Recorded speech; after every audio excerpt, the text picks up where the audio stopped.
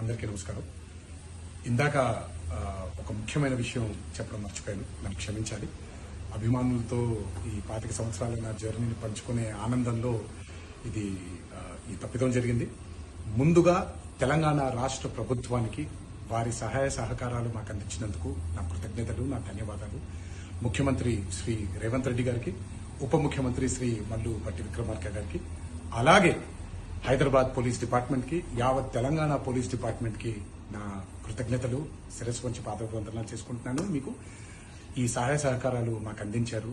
అభిమానుల్ని ఎంతో బాధ్యతగా, ఎంతో అద్భుతంగా వారి ఆనందానికి మీరు కారకులయ్యారు. మీ అందరికీ కూడా ధన్యవాదాలు. Thank you.